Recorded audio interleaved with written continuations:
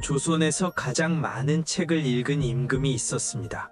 그런데 그 임금은 말년에 이르러 점점 글자를 제대로 볼 수 없게 됩니다. 세종은 제위 중반 무렵부터 반복적으로 눈병을 앓습니다.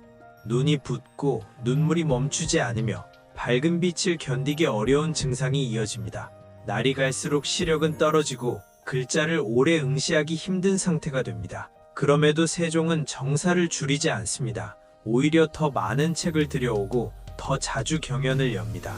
읽을 수 없게 되어가면서도 읽기를 멈추지 않은 임금. 이 선택은 미담일까요? 아니면 통치가 한 인간에게 끝까지 요구한 압박이었을까요? 세종실록에는 병에 대한 기록이 유난히 많이 남아 있습니다. 50여 권에 이르는 세종의 질병에 대한 기록 중에서도 특히 안질에 대한 언급은 반복적으로 등장합니다. 세종 22년, 1440년, 실록에는 이런 보고가 올라옵니다. 임금의 안질이 심해져 정무를 보기가 어렵다는 내용입니다.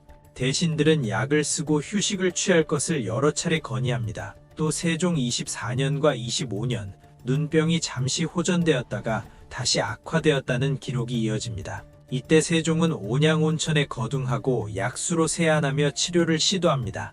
그러나 실록은 분명히 남깁니다. 병세가 완전히 낫지 않았다고.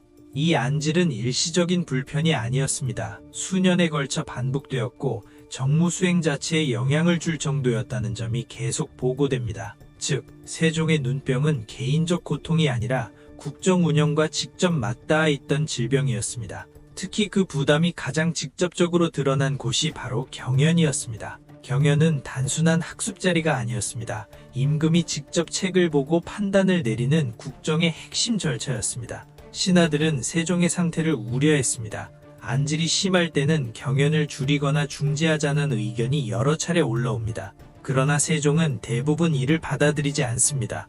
경연을 계속 열게 하고 때로는 횟수를 줄이는 선에서만 조정합니다. 몸이 먼저였을까요? 국정이 먼저였을까요? 세종은 선택을 미루지 않았습니다. 그리고 그 선택은 늘 경연 쪽이었습니다. 우리는 흔히 세종을 여유 있는 성군으로 떠올립니다.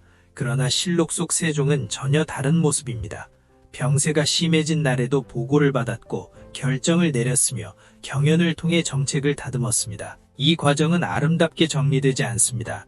눈이 아파 고통스럽다는 말, 쉬어야 한다는 건의, 그럼에도 멈추지 않았다는 기록이 나란히 놓여 있습니다. 세종의 통치는 이상적인 균형이 아니라 계속해서 버티는 선택의 연속이었습니다. 결국 세종은 제위 말년엔 두 눈이 흐릿해지고 어두워져 지팡이에 의지할 정도로 시력이 크게 저하되었습니다. 세종의 눈은 말년으로 갈수록 더 악화됩니다. 완전히 회복되었다는 기록은 뜬내 등장하지 않습니다.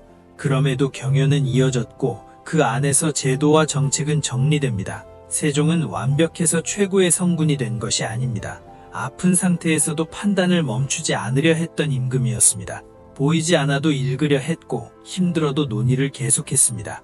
실록이 전하는 세종은 위대한 초상이 아니라 끝까지 책임에서 물러나지 않았던 한 통치자의 모습입니다. 오늘의 이야기는 여기까지입니다. 사료로 확인되는 조선의 진짜 통치를 끝까지 보고 싶으시다면 구독으로 함께 해주십시오.